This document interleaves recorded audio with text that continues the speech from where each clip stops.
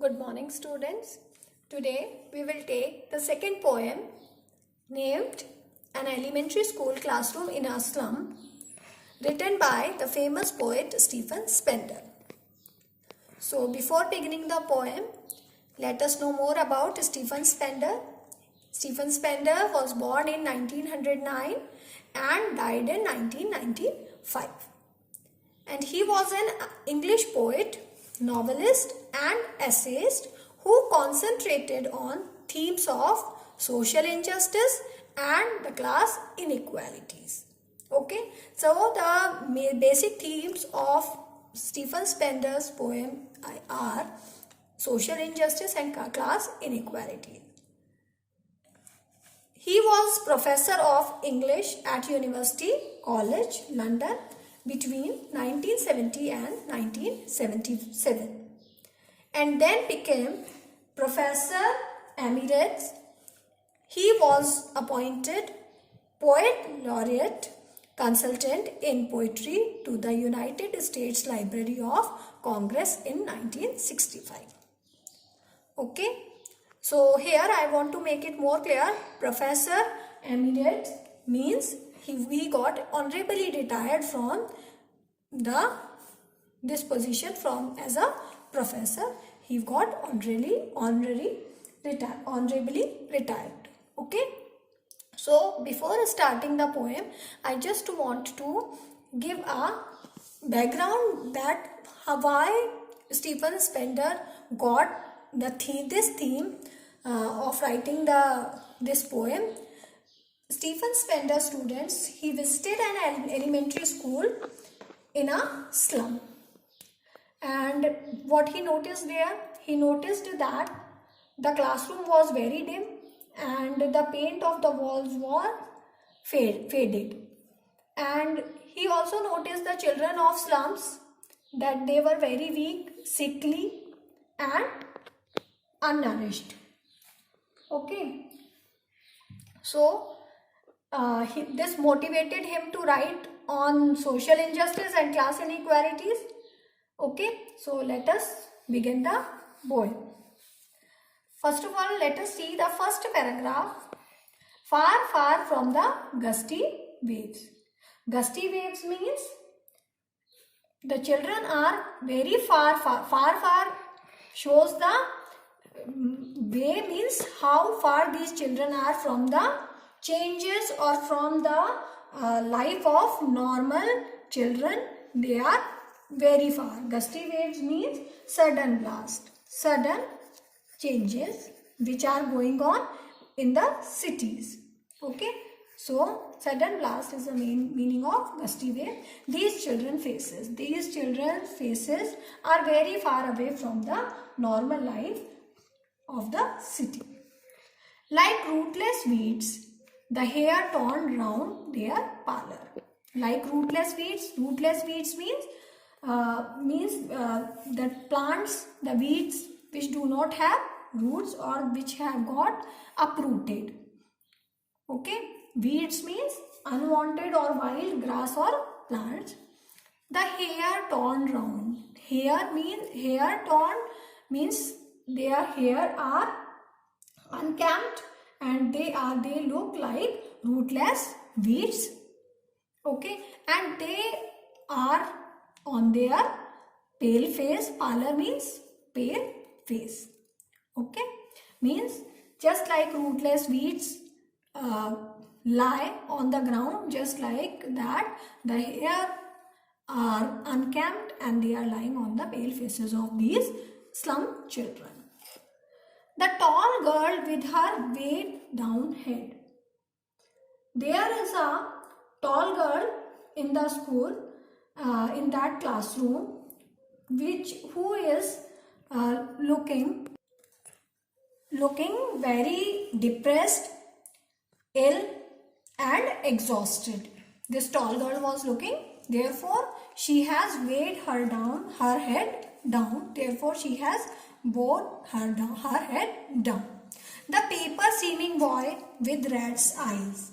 Okay, one more boy is there who is very weak, therefore the poet has compared him with the paper seeming, means the boy is as thin as underdeveloped, therefore he is very lean and thin, and therefore he is been compared with paper.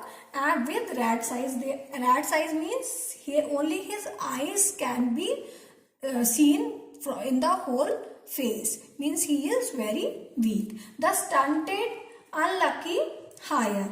The stunted means ill and weak. They are underdeveloped.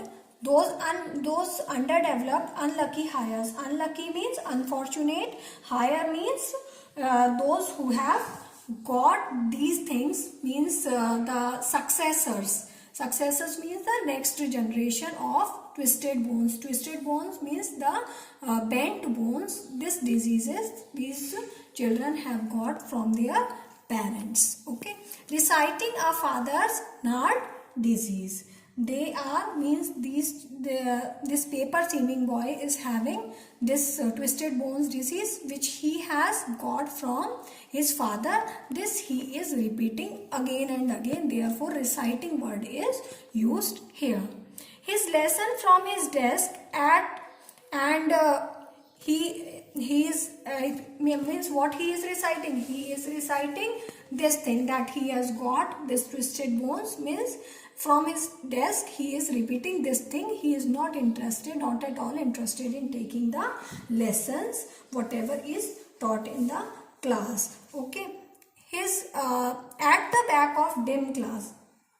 So at the back of the dim class, what is going on? At the back of that dim class, one unnoticed sweet and young, means there is another sweet boy. One boy is here who is the unlucky hire of twisted bones, who he has got this disease from the father itself. Then another sweet boy is also there sitting at the back of the class. He is sitting there unnoticed, means no one is noticing him. Means what he is doing? He is dreaming of squirrels playing in the trees. Okay, he is busy in the squirrels game. In the tree room. Tree room means the place which the squirrel had made in the tree. So what the squirrel is doing? It is going inside that tree room and coming out. So this boy is busy in looking towards this game of the squirrel, means he is totally diverted from the classroom. He is looking outside the classroom and no one is noticing that where this boy is concentrating.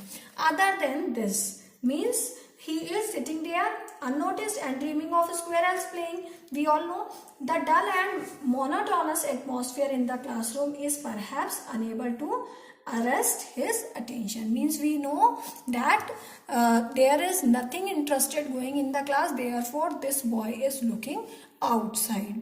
Okay. On the in the first paragraph we have known about the atmosphere of the class, means what kind of children are there, how weak, how undernourished children are there. Let us move towards the second paragraph of the poem. On sour cream walls, donations. Shakespeare's head, cloudless at dawn, civilized dome, riding all cities. Okay, so in the beginning only I have told you that what is the color of the walls of the classroom? It is sour cream, means it is very dull.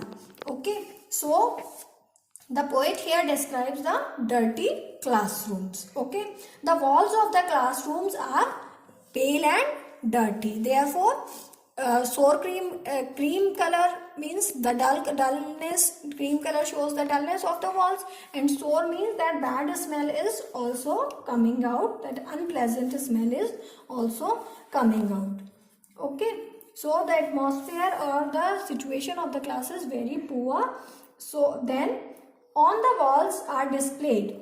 What is displayed? The donations. Donations means the name of those people who have donated some or the other things in the slum school. So their names are being written on the walls of the classroom. Okay. Then then there is a picture of Shakespeare's head. Shakespeare's picture is lying on the classroom wall. And cloudless at dawn means the picture of big civilized domes, which civilized dome means the pictures of the domes of the big cities.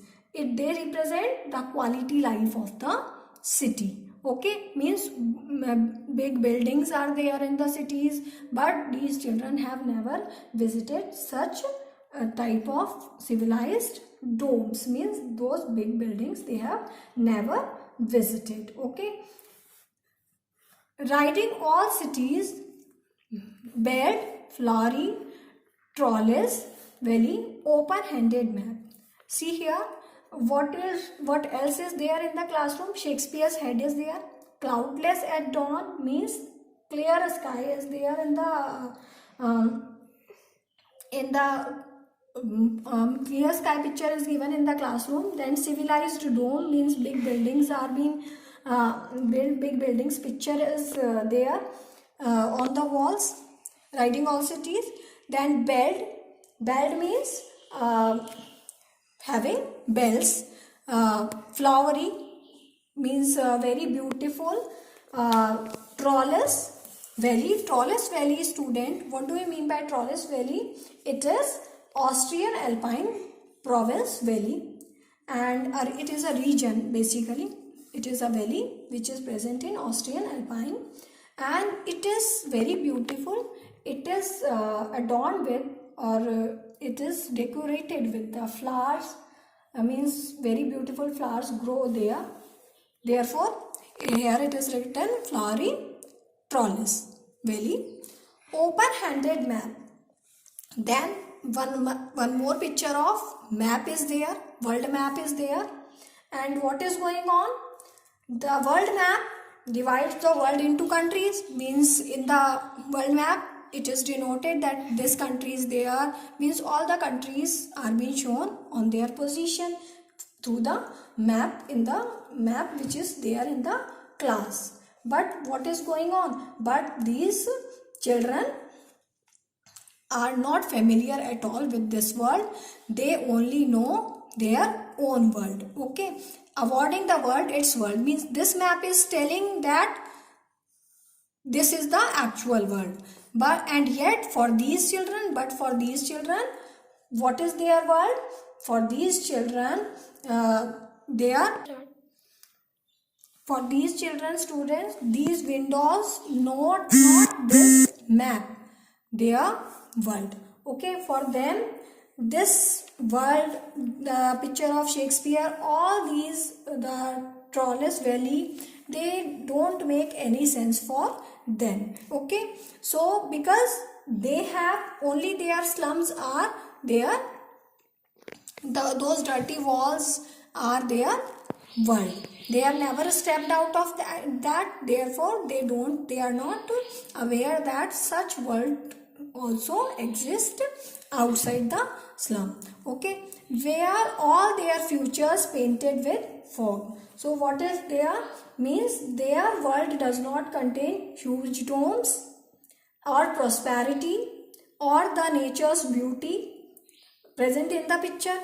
Whatever is present in those pictures, they are far from the reality for those children. Okay, but unfortunately what is there? Their future is painted with fog. Means fog of what? Fog of hopelessness and hunger. Okay, hopelessness means they don't have any hope even. Okay, hopelessness and hunger, and their future is grim and dark, and it is uncertain. A narrow street sealed in with a lead sky. Means their world or their future lies in those narrow streets where they are living, which are sealed. Sealed means well packed with the lead sky. Lead sky means lead is an element we all know, and which is quite poisonous. Okay, so that is dull and dark sky where they find very difficult to even breathe. That is their life, that is their world, and there only their futures lie. Okay, far far from rivers, caves and stars of words. Okay, means these children are very far, therefore 2 times far is being used. They are very far from the real rivers, they have never seen the rivers. The caves, caves means the place from where, place of land from where the sea begins.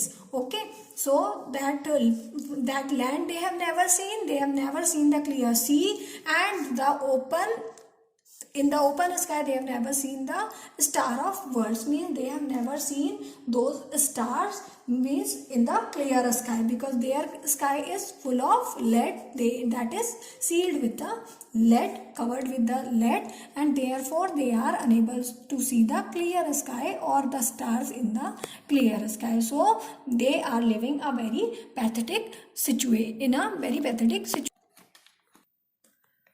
So students, in this manner we have read paragraph 1 and para 2 of the poem. So in para 1, what are the important things that let us recall? That these slum children are compared to the rootless weeds, and one more thing, there is a tall girl who with her weighed down head, means why she has weighed down her head, because she is depressed. Okay, then these rootless weeds, their hair are unkempt, and therefore they are spread or they are scattered on their faces. Okay, then the stunted boy with twisted bones, the stunted boy is there, who is the unlucky hire of the twisted bones, means that boy has taken that boy is the successor of his father's twisted bones disease. Okay, and that he is repeating again and again. Okay, then one more sweet boy is sitting at the back seat of the class, and he is unnoticed by anyone, and he is busy in looking towards the squirrel's game. Okay, so this was all the first paragraph. Then in the second paragraph we have read that sour cream walls are there, means this is the situation of the walls of the class. And what is there on the walls? Donations means the name of the people, those who have given donations. Then Shakespeare's head is there. Then a picture of cloudless at dawn, means sun rising scene is there, and where a clear sky is there. Therefore it has been called without any clouds or cloudless. Okay, and civilized domes means big buildings, civilized buildings, civilization, which are the symbol of civilization in those cities, riding all cities, means in every city this is a usual or normal scene. Belled flowery trellis means this is the valley I have told you, and it is decorated with flowers and bells. Okay, then an open-handed map means the original picture of the map is also there on the wall of the classroom, but this map, these donations, Shakespeare's head, cloudless at dawn, means these pictures doesn't make any meaning for these children, because their future lies in those narrow streets where which is painted with the fog, and that future is, those streets are sealed with the lead sky, means even they are not having the clear sky to look at the stars. So in the next video we will be reading the third and fourth paragraph of the poem An Elementary School Classroom by Stephen Spender.